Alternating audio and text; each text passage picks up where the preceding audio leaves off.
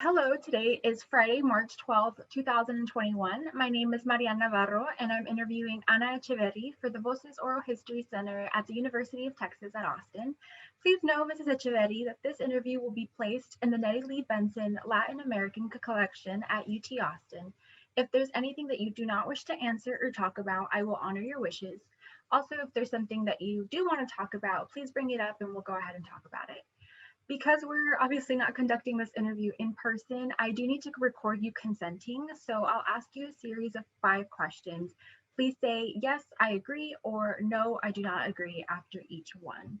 There are a couple of questions that we need to make sure that you agree to before we go on.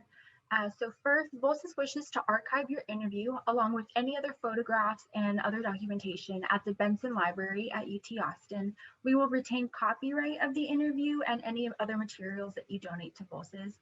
Do you give Voces consent to archive your interview and your materials at the Benson Library? Yes, Wonderful. Do you grant Voces copyright over the interview and any materials that you provide? yes, And do you agree to allow us to post this interview on the internet where it may be viewed by people all around the world? yes. Perfect. We have many questions in a pre-interview form that we have already filled out and we've already gone through. We use that information from the pre-interview to help in any research that can be done. The entire form is kept in a secure Voces server. Before we ever send it to the Benson Library, we would have stripped out any contact information for yourself or for your family members, so that will not be a part of your public file. Your public file will only be accessible at the Benson Library. Do you wish for us to share the rest of your interview in your public file available to researchers at the Benson? Yes.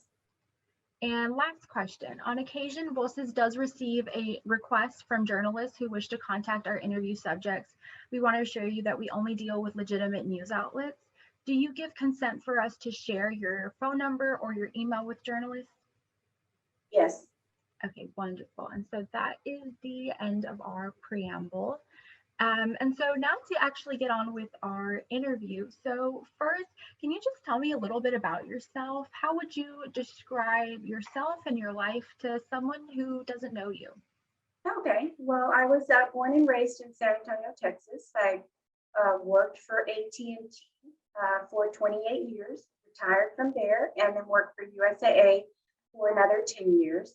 So at this point, I am now fully retired.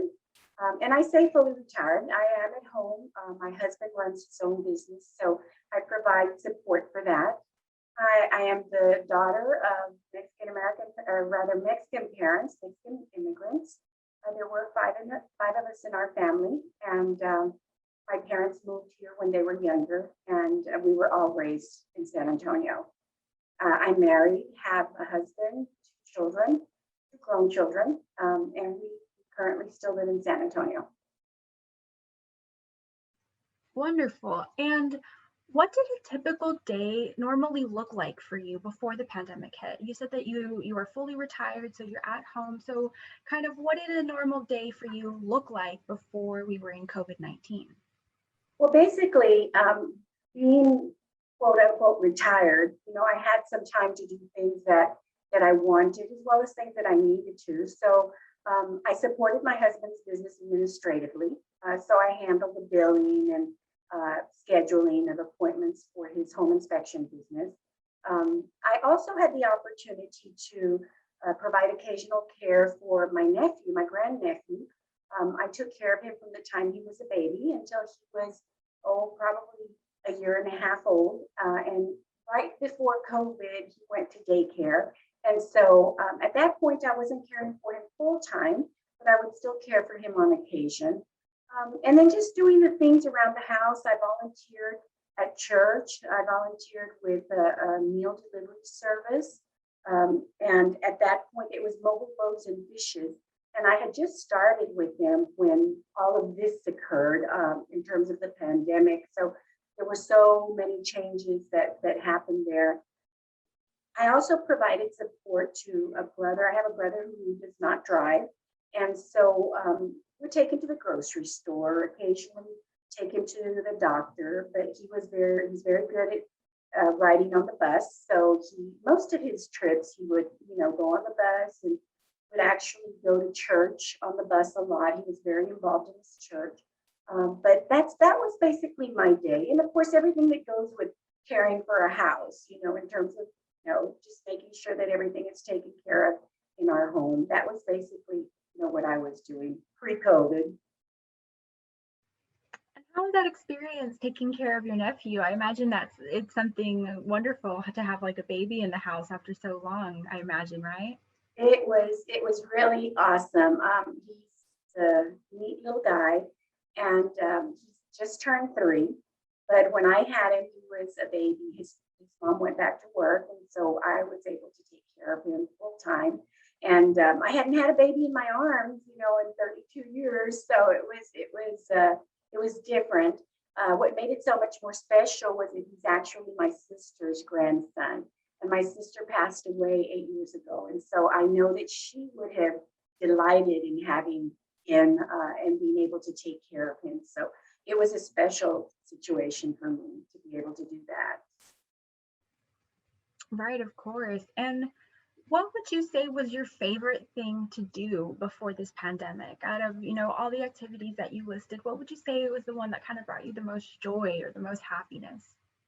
I think that's a really good question. There's a lot of things that brought me happiness, but just being able to wake up in the morning and plan my day and say, okay, this is what I'm going to do today. And then if something happened and I didn't get it done, well, if I needed to go run some errands, I could do that.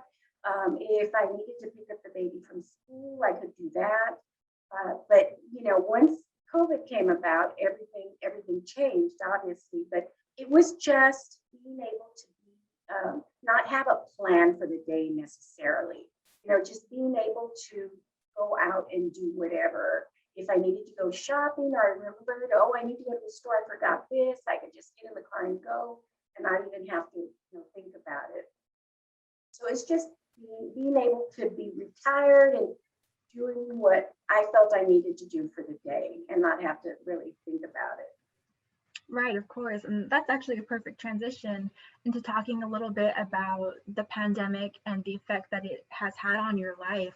So, firstly, before we kind of talk about the impact that it's had on yourself, how did you first learn about COVID-19? And what do you remember was your initial reaction to learning about the virus? Well, we all heard it on television, obviously, and and I was really very worried when we first heard it, because the very next week, my grandnephew, he had a seizure of sorts, and he had had fever for a few days, and we couldn't get it down. And I had been taking care of him. We couldn't get his fever down, and he just was not feeling well. And his mom had taken him to the doctor, and then all of a sudden, one morning he had a seizure, and so they actually had to call an ambulance, and the ambulance had to come in and transport him. And just at that point, they had closed up the hospitals where people couldn't go in, and so only his mom or his dad could go in. So we couldn't go visit. We weren't sure what was going on. But when we first heard it on television, that was my first thought. Oh my gosh, he just went through this. I wonder if this has anything to do with it, that he's a baby. And at that point, they weren't saying that children could or could not get it or were susceptible to it. So I just wasn't quite sure. And so that made me very, very nervous. But it also made me think about the days of the polio outbreak when I was very young, but I remember it, quite well, because at that point we had to line up outside of the auditorium downtown to get our polio vaccine. And so it was like, oh, it's a virus, people are getting sick and it's hitting a lot of people. And at that point, it was quote unquote in China, but it had kind of been here. And so it was just very disconcerting, not quite sure, what was going to happen. So we were fearful. We were fearful about the future. And like you said, there was a lot that was uncertain about this time, a lot that was, initially a lot of information coming out at once. And so, at what point did you realize that this pandemic was really something serious and it was something that was going to impact us tremendously? I mean, at what point do you remember being like, oh, we're going to be in this for the long haul, like this is going to take a long time, this isn't a couple of months kind of thing? What point was that for you? I think it was at the point where everybody started to panic, and people were stocking up on groceries, and you couldn't find the essentials, the necessities that you need in your household. And I started to worry not just for myself, but for my family, my children. At that time, our son lived with us at that time, our older son, but our daughter did not. And of course, my grandnephew and his family. And so it was, I think, it was like maybe 3 weeks afterwards, we all really started thinking, because this was the 1st of March when it first happened. And then I remember going to a birthday party, my grandnephew's second birthday party, and the whole family was there. I mean, there was a lot of people there, and we didn't even think about it. And then I think it was the very next week, like the second or no, maybe the third or fourth week in March of 2020, when they were saying, stay home, don't go anywhere you don't need to. Businesses are closing, restaurants are closing. And that's when it really became a reality. We were fearful before, but then it became a reality. And it was, this is very serious. And a lot of people were not taking it seriously at that point. And still aren't, quite frankly, in some cases. And so, going off of that panic that a lot of people felt, like you said, the stores were like completely empty. There, a lot of food was gone, toilet paper was gone. Was that something that you had a hard time getting as well? Like when you would go in the store, could you find things, or what was that kind of like for you? It was a little hard to find things, but I think because of being able to stay home. And, my husband and I would go to the grocery store when it very first opened, and we would just run in and out and just, get what we really needed. We weren't hoarding or anything, but I got enough for us. And then I also got a little extra in case, one of my family members needed something. So it was, we were able to pick up most of everything that we needed. We had to think about it. It's in our society. Toilet paper. Let's just say toilet paper. You don't think about, okay, I need to take 1, 2, or 3 little pieces of it. In regular time, you just haul off the roll, and use it. But during that time, it brought back memories of my grandmother in Mexico, and I remember that, how it was then when I used to visit, and we had to really conserve, and so it brought back that conservation thing. We're such a society of users in terms of just use a lot of everything. And this time really just brought it home. Hey, we don't need 10 pounds of chicken in our refrigerator. Just take what you need, because it has to be spread out amongst people. So just kind of, it brought that home. Right. And that's a great point that you make, that we actually had to think about how much we were using as opposed to just, going for it, because now we had to be a little bit more conservative in what we had. And in what ways did your daily routine change when the pandemic began? In what ways did your just overall routine change because of the pandemic? And can you give me like a specific example? Sure. So, I mean, I was still retired, but amazingly, after maybe 2 to 3 weeks, my husband's business picked up even more than it was before. So houses were selling, people were still moving, and they were still needing home inspections. And so my husband was actually much busier, which meant that my administrative responsibilities were heavier. So there was more billing to be done, more scheduling of jobs and things like that. He was busy with the inspections, and then he has report writing to do. So that kept us pretty busy. So that was a change. We had to determine how we were going to stay safe in that environment. And so with him going into other people's homes, what did he have to do? So at that point, we had to make sure that he had everything that he needed: gloves, he needed, booties, he needed masks, and masks were hard to come by at that point, because everybody was taking them off of the shelf. And so we had to, in some cases, I made some masks for us, some homemade masks to begin with. They weren't the very best, but they got us through.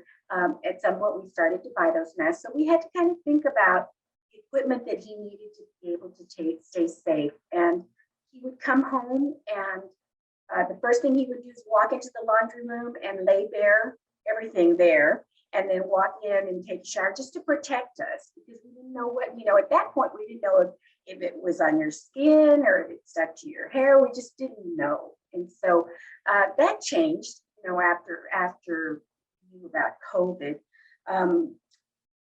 We had to deal with the fact that we could no longer see our family. We couldn't see our children. We couldn't see our daughter, who lives in town, but she actually works for the city, and she works with the homeless. And so she could not really come and visit us any longer. She was fearful of coming to visit us. And so we were able to talk. We would FaceTime. I will tell you what, I got really good at using social media, FaceTime and Facebook and WhatsApp. And so I got pretty good at doing a lot of that. Zoom, I'm still working on, but got pretty good at doing a lot of that. So that changed our daily routine. It depends so much on the social interaction that really was a downer for me and my husband. We just, weren't able to go out and do things that we wanted to. We couldn't just say, hey, today let's go eat, or let's go visit so and so. It just wasn't possible. And of course, for the first few weeks, we didn't see our grandnephew at all. I mean, he's like our grandson, so we didn't see him, and it was so sad. Although we would talk on the phone and we could see him on FaceTime, but we just didn't want to risk it for us, being that we are older, and for him because we weren't sure, how it affected children at that point. And so that was a big deal. Most difficult of all, though, I think, was the fact that my brother, who is older and lives by himself, contracted COVID. And this was in the July timeframe. So it had already been, a couple of months. But he is very independent. He doesn't drive, but he's very independent. So he actually rides the bus everywhere, very active in his church. Every single day he rides the bus. He has keys to the church. So he's the one that goes and opens the doors and then closes them at night. So he's on the bus several times. And I had already told him, please don't ride the bus. Please don't go to church. And of course, at this point, he still didn't, think it was so serious. And it was. Contracted it. It affected him mentally very, very seriously, more so than physically. And so he didn't have a lot of fever or anything like that. But what you hear about COVID is true. It puts you into a mental fog. At least it did for him. And so it was a real challenge dealing with that, especially the fact that he doesn't drive. And so it was up to myself and my brother, my other brother. I have another brother. It was up to us to be able to take in groceries. He was not hospitalized, so he had to quarantine at home for 14 days. And so we would take in his meals, we would take in groceries. And after 14 days, it just got to the point that it was much easier just to bring him home with me, because he lives quite a distance from where I live. And so he moved in with us for a month.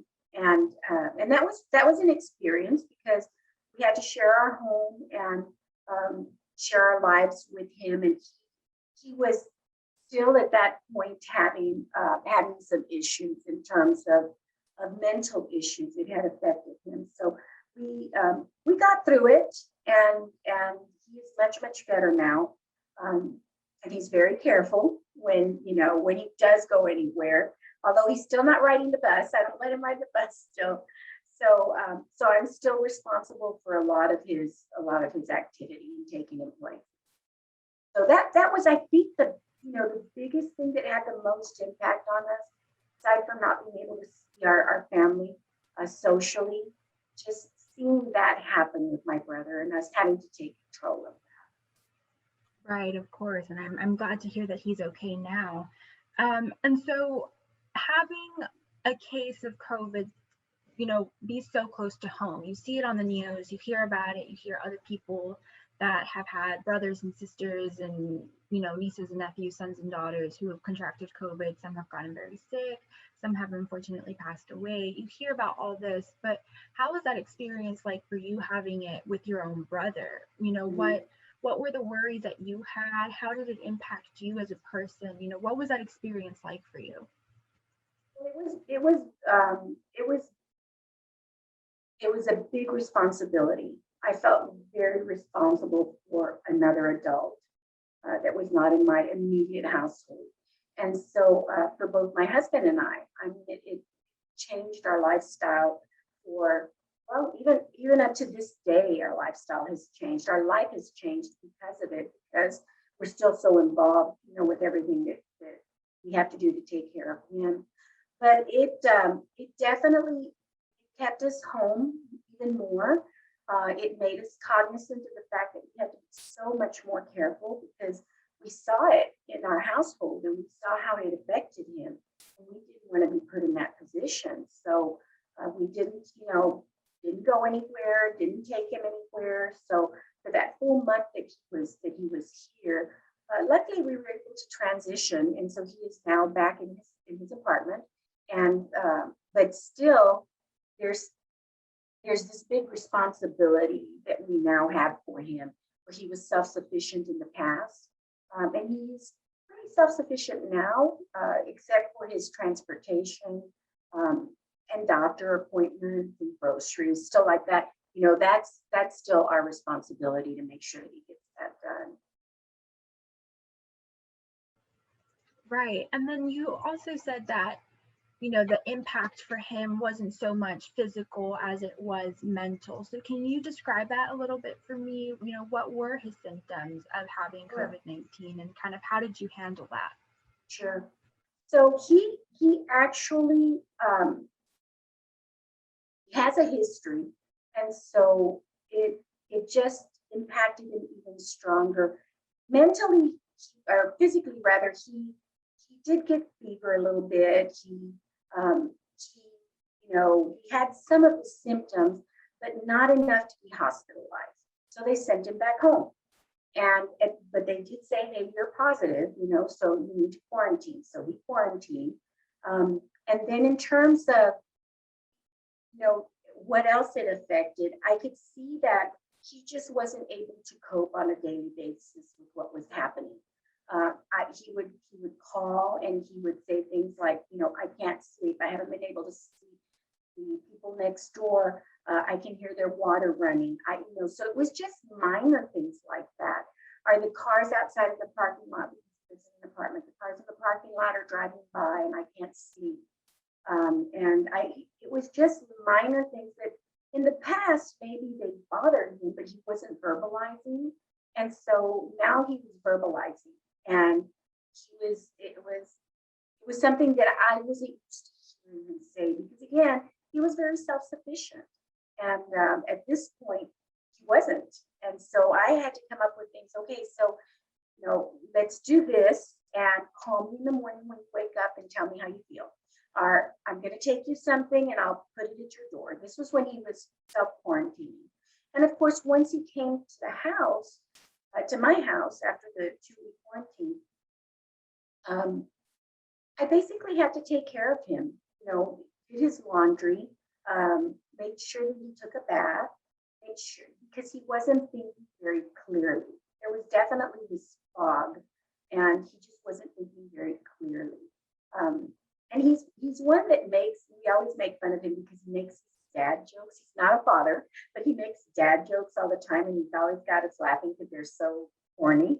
Well, he stopped all that. I mean, there was no smiling, there was no jokes, there was hardly any talking. And so it really affected us in terms of, is this going to be long term or is this a short term situation? And luckily it was short term. I mean, after 3 or 4 months, he's back to his old self, telling dad jokes, and so we're okay. But yes, it was very traumatic, I think, for all of us, especially for him, because I think he felt felt helpless, at that point, and he felt like he had to deal with us and depend on us for everything at that Right. And thank you for sharing that. And kind of going a little bit off of that, you said that this was he moved into your house with point. you. This was the first time that you guys had someone kind of move in like that in a while during the pandemic. So how was that transition like for you, having to open your home and having to live with someone else? What was that transition like for you? What were the challenges, and what were maybe like the benefits that you saw to it that maybe you Mhm. didn't think you would see? Well, so we had just recently been through a challenge where our son moved back home. He was living up in the Northeast, and he decided that he wanted to move back to San Antonio. So in the meantime, he was living with us. So he had lived with us for a few months. So he'd taken up one of the spare bedrooms. And then when Ralph came, we had another bedroom where he stayed. And so it was now we're dealing with two personalities in our household that haven't lived with us, before or in a long time in the case of my son. So it was challenging, but because I felt like I had to cook for everybody, I had to make sure that everything was in order. And in addition to that, we still had to do things with our business. And at that point, things were still having trouble getting groceries. And so now we had more people, in the household. And so, and of course, when you have four personalities in your household, my husband and I, my son and my brother, and my son and my brother have to share a bathroom, as adults, that's different. And so it was challenging. But I think we after a week or two, we kind of fell into a routine. And I was just grateful that I was able to be there for him, that my husband and I were able to be there for him, because otherwise I'm not sure, what would have happened in his case. So now you mentioned also, Mariam, the good things about that. I mean, I think it got me thinking in terms of, the future and what needs to happen in his case. What arrangements do we need to make? Heaven forbid something happened to me and my husband.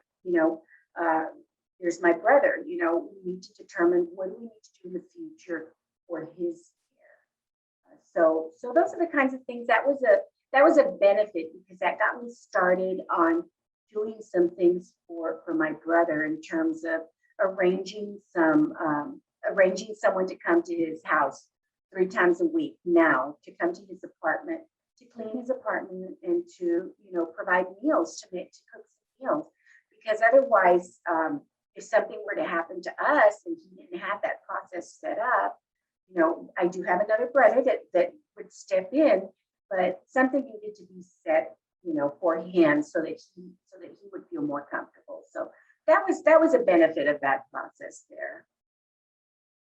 Right, looking towards the future and kind of Mhm. seeing that that needed to happen, right? That it would be beneficial to look for the future. I understand that, yeah. And so also you mentioned this a little bit before, and as I'm sure you're aware, the CDC says that the older that you get in age, the greater risk you're at for severe illness from COVID-19. And you and your husband are both in your Yes, 60s, correct. correct? And so how has this bit of information that, the older you get in age, the increased risk you are at for severe illness from coronavirus, how has this impacted the way that you've looked at this pandemic, and how has it impacted the way that you approach the pandemic? What are some of the ways that it kind of influences how you think or what you do? That's a really good question. And you mentioned we're in our 60s, and that is true. Although I don't feel like I'm in my 60s. And so at first I thought, gosh, old people are going to have to really take care of themselves. And then I'm thinking, wait, I'm in my 60s. I really have to take care of myself. So both my husband and I, had to make sure that we didn't put ourselves in situations where we would where we could possibly contract the disease. Something that really hit us hard, both of us, was the fact that there are so many people that turn this into a political situation rather than what it is, which is a pandemic. And so there were people around us that didn't see it as an issue, and still to this day can't understand, why do you have to wear a mask? It's an infringement of my civil liberties. When really the thought should be, how can I take care of those around me? And so my husband and I both came to that conclusion that there's some people out there that really are not as caring as we thought they were, and when they should be caring for each other, for their community. So we had to take it into our own hands and care for ourselves and just make sure that we didn't put ourselves in that situation. Seeing my grandnephew, we don't see him as often as we do, but when we can, we see him now. We try and stay away from adults unless they are not wearing, unless they're wearing masks and they're social distancing. So it's been difficult because there's also this stigma about people saying, get over it. You're not going to get sick. But yet we see the thousands of people that have died, not just in our city, but nationwide, worldwide. And for people to say, get over it, it's not real. It's definitely real. And so as older adults that we are, we just had to take that into our own hands, just make decisions for ourselves, whether other people, regardless of what other people thought, whether they thought it was appropriate or not. And luckily we have a circle of friends within our own community that feel just like we do. And so we didn't have to explain ourselves to any of our friends because they are doing the same thing that we are doing, and to this day continue to do the same thing. And those that aren't, we socially distance from them. So that's kind of how it's been for us. And like you mentioned, you guys are keeping your distance. You guys are, trying not to get too close to other adults. And so you mentioned before you have become so much better at social media and like FaceTime, WhatsApp, in order to try and to stay in contact with those people that you love, your friends and your family. And so using social media, using, Facebook and FaceTime and that kind of stuff, what do you think is gained through using these methods to try and keep in contact with people, and what do you think is lost? So what are the pros and the cons of using this to keep in touch? Good question. I think, the pros are you're definitely keeping in touch. If we didn't have social media, we didn't have Zoom, we didn't have texting, it would be very, very lonely, even more so than it is now. I belong to a book club and we meet once a week, but we've been doing it, and not once a week, rather once a month. And so we've been doing it on Zoom. However, we're on text all day long. If somebody thinks of something, they'll just text each other. Or since we're all in the same neighborhood and it's a small neighborhood, someone might say, hey, I'm out of bread today. Does anybody have a loaf of bread I can borrow? And somebody will pop up on text, yes, I'll leave it on the front porch, come get it. And so we're communicating still a lot. We're just communicating differently. And what's missing is the warmth, the hugging, the touching, the being able to look at somebody in the eye, being able to just hug somebody. It's so hard, that you want to touch somebody. It's so ingrained in us, to be able to do that it's difficult not to. So I think that's what's missing. Social media definitely serves its purpose, but there's nothing that can take the place of human contact, human touch. Right, of course, hugging your loved ones, touching your loved ones, that's something that can't be replaced. Right. And We talked a little bit about how this pandemic has, affected your loved ones. You had a brother who had COVID-19.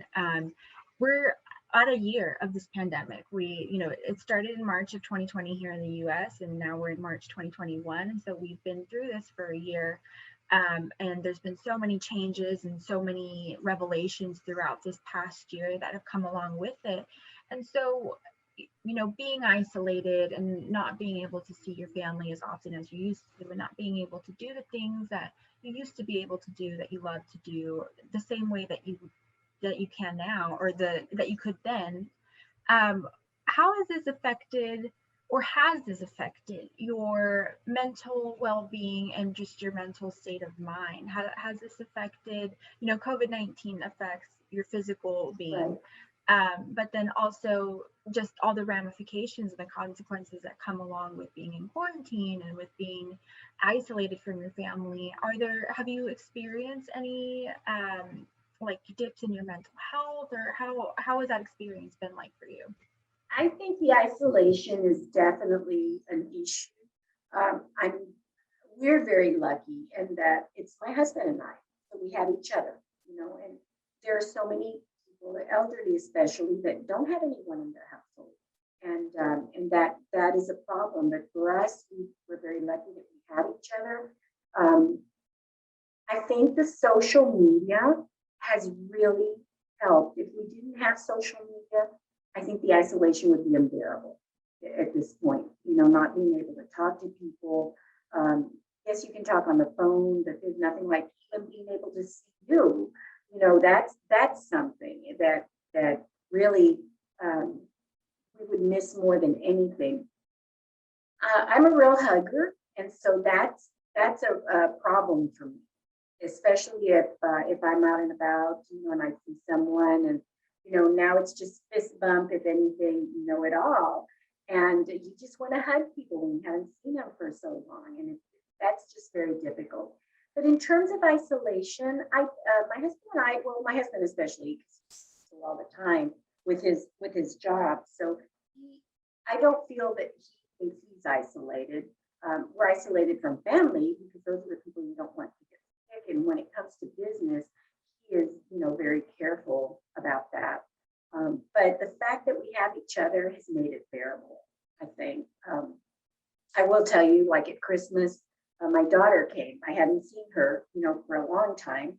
And so she came, and she lives in the city. And so I hadn't seen her in person, but she came at Christmas. We were masked up in the house. It was just three of us, well, and Ralph, my son, my brother rather. And so we all had masks inside the house, pardon me, as we were cooking. And then when it came time to eat, Ralph and I and Diego sat at one table because we've been together the whole time. And my daughter sat at another table because at that point we were going to remove our mask. And so that was difficult, that we couldn't even sit at the same table, So, but we've made do, and I think we are very, very fortunate with our situation. And it's folks that don't have as good a situation as we do, that they're the ones that I can feel for. I mean, especially the elderly that don't have anyone. We have an aunt. I have an aunt that is in a nursing home that I just went to see for the very first time last month. They allowed me to go in and see her. I hadn't seen her in over a year, and her husband died during this time. And she still doesn't know. She has Alzheimer's, so they haven't told her that I wanted to see her. And of course, I hadn't seen her in over a year, and that was hard. And I just feel for the people that are in that situation, that are still cognizant of what's going on, possibly, and they just don't understand. They can't see their family. It just makes it difficult. So we're very lucky. We're very fortunate. And then kind of going off of, having to build new routines, having to, be in this style of quarantine for a year. Have you made any new hobbies, or is there something, during this year that you've discovered about yourself that maybe you wouldn't have discovered otherwise? I know a lot of people during this time, they take up running, or they read more books, or little things to kind of keep the time going, and to kind of, not just think about the pandemic all the time. And so is there Right. any new routine or new hobby that you've picked up during this time? Not really, because there's so much that I still have to do within my household and with the business, and so that has kept me busy. I know the very first couple of months, we lived close to a city golf course, and so they were not allowing golfers, but they did open the course to walkers and runners, and so my husband and I were going to the golf course every now and then just to walk. We're not golfers, but we were walking the course. And that was nice to be out in nature. But then that got really popular, so it got pretty crowded. Um, and a lot of, one thing that I did enjoy is everyone in the neighborhood was out and about. We met so many neighbors just because everybody was walking. And that was really the only way people were getting out. They weren't able to go to the gyms there for a while. And you weren't able to go out to eat. You weren't able to do a lot of things. And so we saw a lot of families out in the street walking. Now that has changed a little bit because some institutions have opened up. You've got gyms that are opening up again. Some people are going back to work in the offices, and so people are not available during the day or evenings like they were before. But me personally, I stay so busy anyway that I'll tell you what I did do. We ended up kind of as a comfort thing for my husband and I. We became real couch potatoes actually in the evenings. We would sit in front of the television and watch shows, that we hadn't watched before. And so it was nice. It was nice time for us. It wasn't good for our bodies, but it was nice time for us. And and that was about it. I mean, I've been reading now because I joined a book club in my later years, and so I've been reading. I've been doing that, but I find myself just busy anyway. There's always something to do in my house, and so there really wasn't a lot of time for hobbies other than trying to walk. And now that we're getting hopefully close to where this is manageable.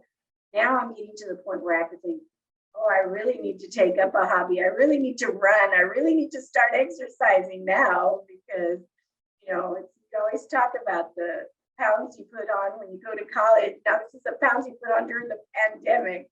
So we have to work on our health. Right. And, despite the difficulties and the changes that you've experienced this past year, what is something that made you happy during this time? What is something that you can say, what, despite my brother having COVID-19, Mhm. despite me not being able to see my family, this one thing or these few things have made me happy, or it's just something that's brought you, if not happiness, then calm. What is something like that in your life that maybe has just brought you that during this time? I think just the fact that there people are more cognizant of the fact that you have to depend on each other for a lot of things, and that makes me happy because um, a lot of folks will think, I can do it on my own. I'm okay. This pandemic has really brought home that we depend on each other. It makes me happy that some people have come to the realization that we need each other in some cases.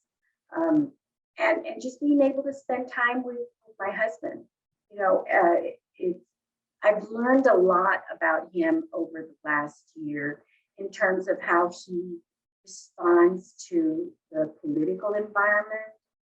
I think we've learned a lot about each other uh, in terms of how we respond to the political environment and how we responded to this pandemic overall. Um, his work ethic, how that continued and how he just wanted to make sure that everybody was safe. So I think those are some of the things that I'm grateful for. And speaking about your husband, you mentioned he was working throughout this time to go and inspect homes, going to other people's homes, so that, work picked up for him. Right. What were some of the worries that you had for him specifically, that he was going out into other people's Mhm. homes? And how has that changed, or has it changed as the Mhm. pandemic has gone on? We've been through this for a year. So how has that been like for you, having your husband go and still work? And how has that changed throughout this year? So in working and going into other people's homes to inspect them when someone is purchasing the home, um, there's people's handprints everywhere, the folks that live in those homes. And so one of the things that he's been very careful about is making sure that when he gets there, anything that he may be touching, like if he's going to turn on the stove, if he's going to, to test for gas, if he's going to run the water, if he's running the water in the shower, whatever the case might be, very careful about sanitizing. So we just need to make sure that he carries, all of the equipment that he needs, not only for himself, but to make sure that the area is sanitized. He carries everything that he needs. So changed because in the past, we didn't think about that. You walk in, you turn on somebody's faucet, it's no big deal. But now, when you're having to turn on their faucet, you're having to touch their door handles, you're having, and there may be people still living there. It's scary at first to think of what is he going to come into contact with. And so we want to make sure that he was equipped. And so we got it down to a science to where, when he left, we want to make sure he has his mask. We want to make sure he has his boots and his gloves, and he's got his sanitizer that he carries in his pocket. And we just made sure. And luckily, the real estate industry has changed as well because of the pandemic. Because now, when you go into a house, especially a house that someone is showing for sale, they usually have hand sanitizer at the door. They have wipes, something to help people that are coming in. And so it's helped a lot, but it doesn't take away the fear, 100%. You're always thinking he may come home and he may be sick and he may be bringing it into us. And so we are so very glad that the vaccine is around now and that we're able to start going there, because you just never know. I mean, it doesn't take but one bad contact to be able to get sick. Right, of course. And then also, you talked a little bit about earlier, you mentioned earlier the fact that this pandemic has kind of been politicized, and how Mhm. there are political stances on wearing a mask or on social distancing. And so, how do you think that this pandemic has affected the way, or I'm sorry, how do you think that politics have affected the way that this pandemic was handled? Obviously, we had a monumental presidential election during the middle of the pandemic, and changes and shifts in leadership. And so, Mhm. how do you think politics affected how this pandemic was handled? Well, quite frankly, I think it had a huge effect on how the pandemic was handled, because no one really wanted to take responsibility. No one in that government wanted to take responsibility at that point. Um, and it was, even to this day, folks think it's still all about civil liberties. There's some people that think it's about civil liberty, and if it was a different president, it wouldn't be this way. We wouldn't be wearing masks anymore, et cetera, et cetera. It can just go on. But I think, um, had we had a different climate, had we not been in the middle of a presidential election cycle, things might have been different, because you wouldn't have to be proving to your base that, I'm doing this for you. You don't have to wear a mask if you don't want to, because I know it's going to make you mad if you do, regardless of what your politics are. It has nothing to do with politics. But because we were in the middle of, like you said, a new presidential election cycle, it was inevitable that it leaked into into the pandemic process. And so I'm very glad that some things were started back then when this all took place, whereby we started doing research to where we could get a vaccine. But I think it could have been done faster, and I think it could have been done with less division, had we not been in the middle of such a politically charged situation. Right. And looking at it, both at in terms of the federal level, so the United States, and also, the state level in Texas specifically, how do you feel that this pandemic was handled? Are you happy with the way that it was handled? Are you angry with the way that it was handled? How overall would you say that you feel about the precautions that were put in place and just about how COVID-19 was handled within Texas and the US? Well, I think we came to the party late in Texas, and we're leaving the party early, actually, what with just the decisions that were recently made in terms of no longer having to wear masks and opening up establishments 100%. So we're not happy with that. My husband and I were never happy with how it was handled to begin with, because there wasn't enough importance being given. It was I believe that everybody knew that it was bad, but we're trying to downplay it when it came to the government, both at the federal level and at the state level. And I say everybody, it's not everybody, but those folks that wanted to downplay it did. And I believe that because of that, we lost a lot of lives that did not need to be lost. And we're still upset, especially now that it looks like we may lose even more lives, because you just need to look around, drive down Highway 10, IH10 at the restaurant and look over and see the parking lots full of cars.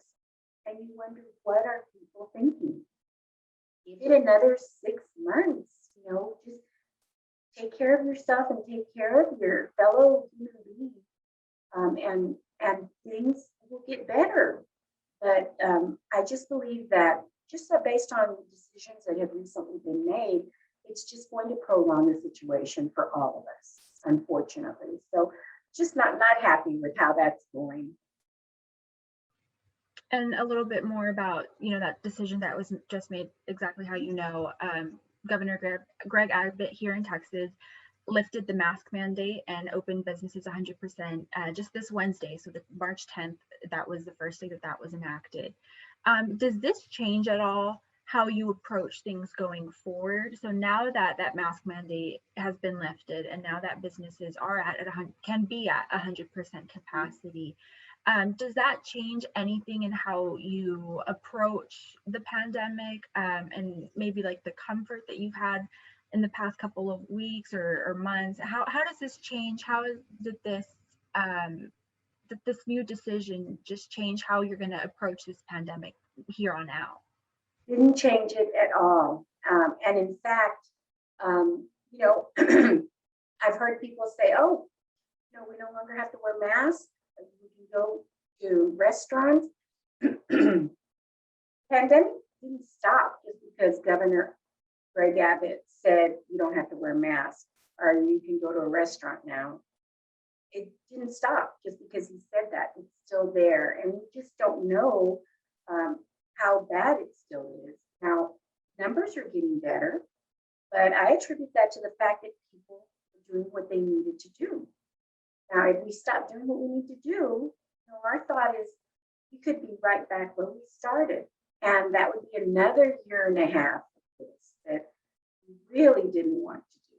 And so as far as my family and what we're doing, it's not going to change a thing. We've gotten our first vaccine, my husband and myself and my brother, and we're scheduled to get our second vaccine next week. And at that point, will I stop wearing the mask? No, we're still going to do the same thing. We're only going to frequent places that require masks.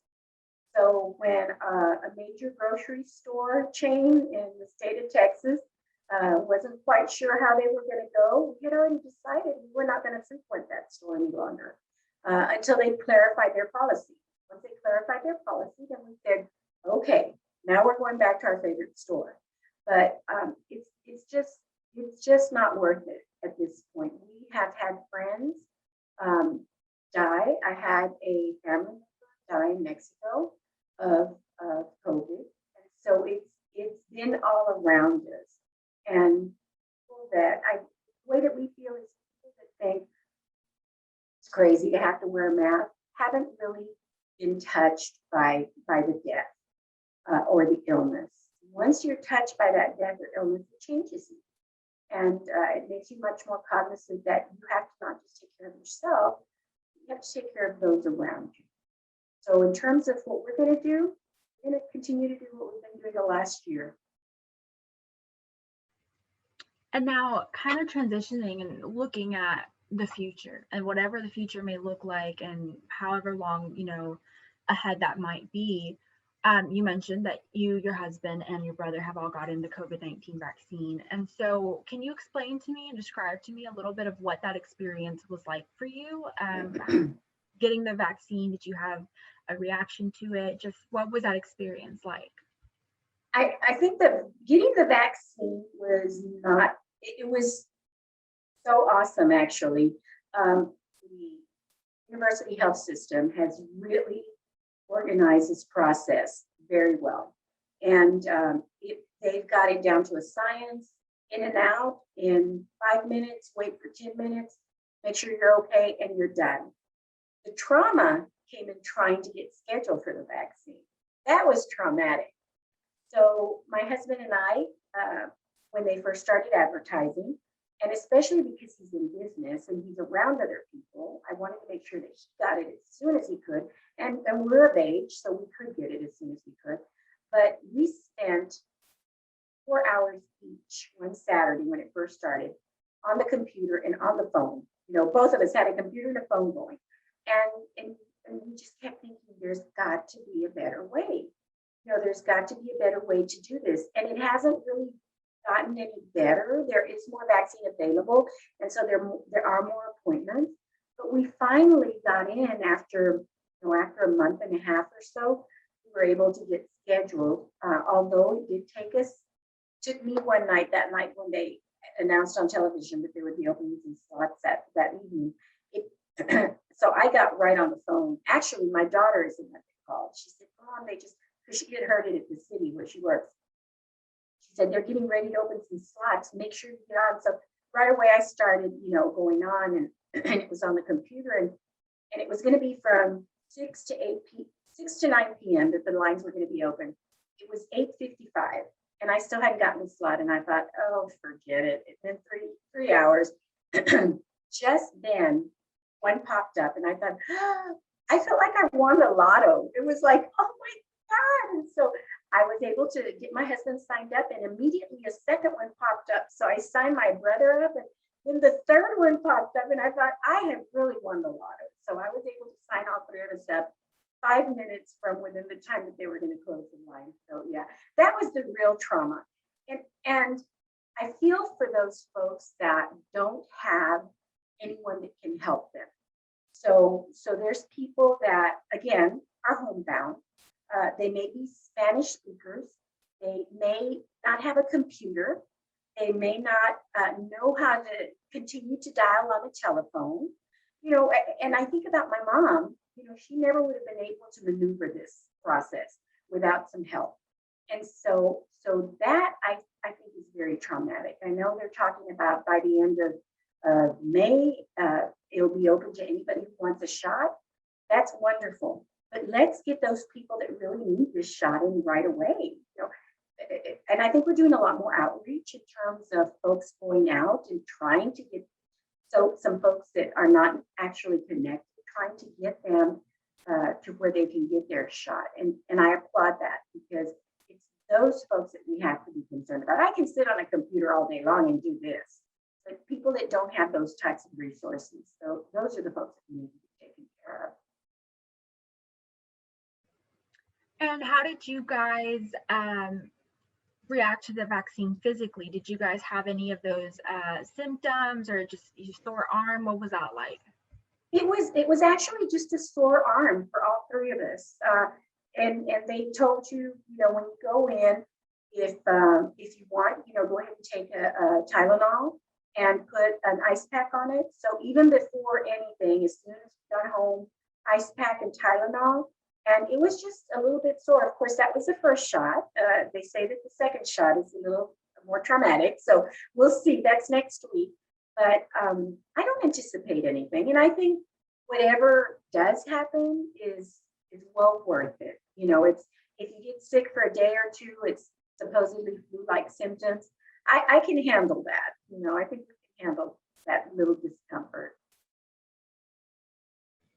Right. And, when it was first announced that vaccines were going to be coming out, we have right now the Moderna, the Pfizer, and Johnson and Mhm. Johnson just got approved. And so when it was first announced that there was going to be a COVID-19 vaccine, what was your reaction to that? Were you, right away saying, yeah, I'm going to get the vaccine as soon as it comes available? Were there any hesitations, or any moments where you kind of had to pause and think about it, or kind of what was that like when information first started rolling around that we were going to have vaccines and that they were going to become available? That's a good question, and I think we were hesitant because it happened so fast. What you hear about vaccines, it takes years to develop vaccines. And so when it was developed pretty quickly, it was like, is it going to be safe? It was more the safety aspect of it.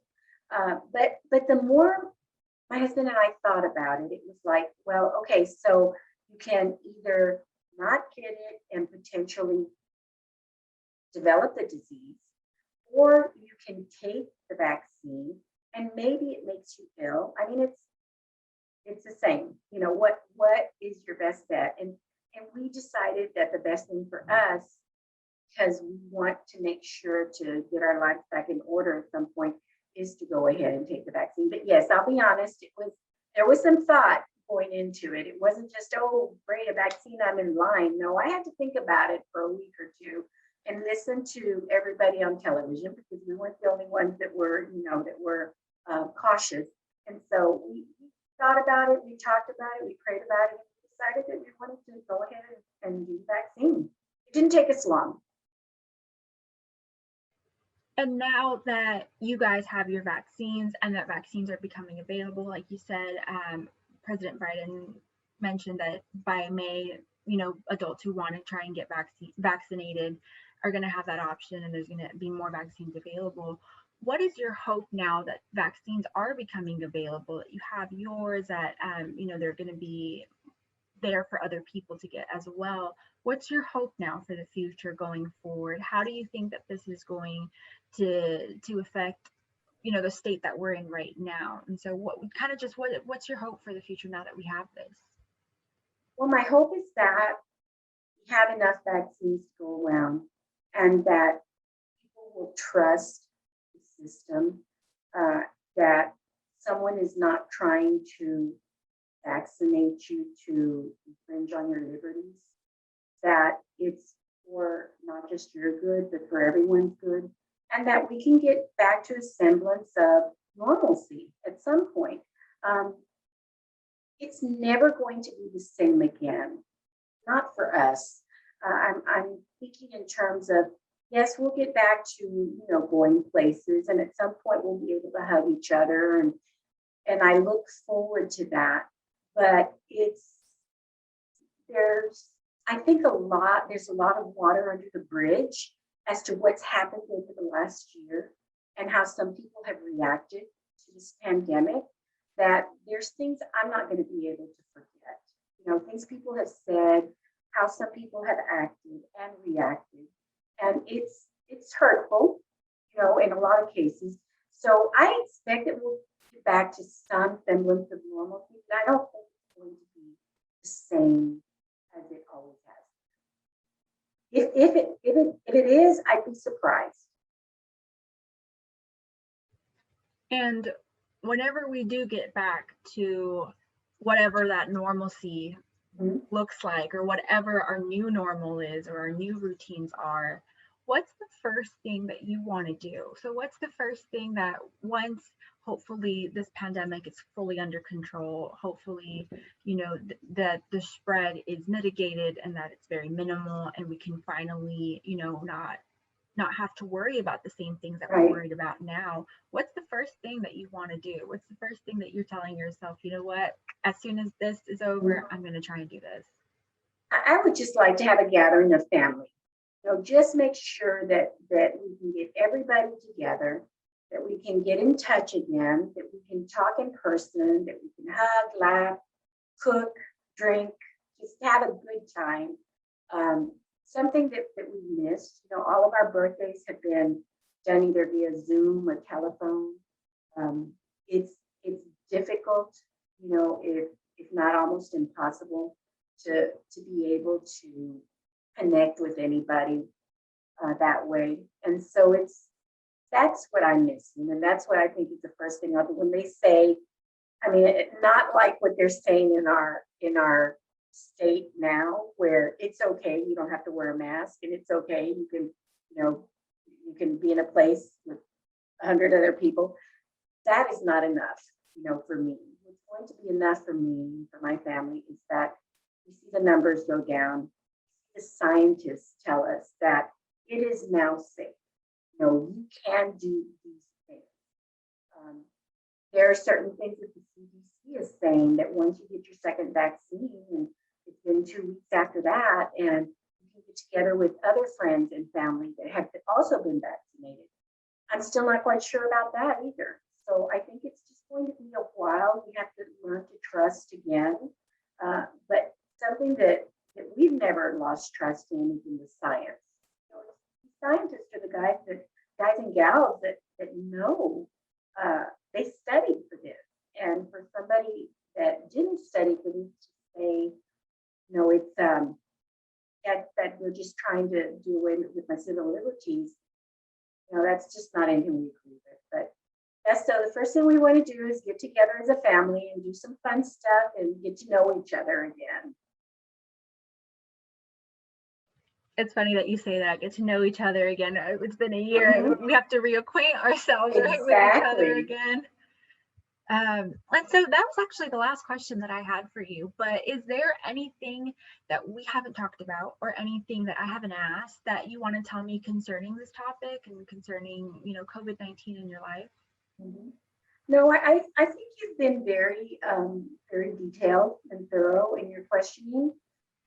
What I would hope is that through this process, that it makes us look outward more in terms of helping people, because we've seen how people suffer, both physically, mentally, um, the lack of food, the lack of necessities. So my hope would be that this process has woken that up in some people, has woken up the need to be of assistance and help to others. And so um, that would be my hope. I think it's so wrapped up in and it's normal, it's natural. We get wrapped up in our situations, and we forget that there's people out there. But you only have to watch television and see those long lines at the food bank, to know that there's people out there that they're just living on the edge. And it didn't take very long for some of them to have to go over that edge, and ask for help. So hopefully this not just personally, but hopefully it's opened up some avenues within our government as well. That the government will be more prepared should something like this happen in the future. But you were very thorough, and I appreciate the opportunity to answer your questions. No, thank you, Anna, for sharing all your experiences. I know that this has been a challenging time, and it's just been such a strange time for everybody this past year. So I really do appreciate you taking from your time and sharing your experiences with me. I think this has been a wonderful interview. And so I really do appreciate your time for this. It was my pleasure. Thank you.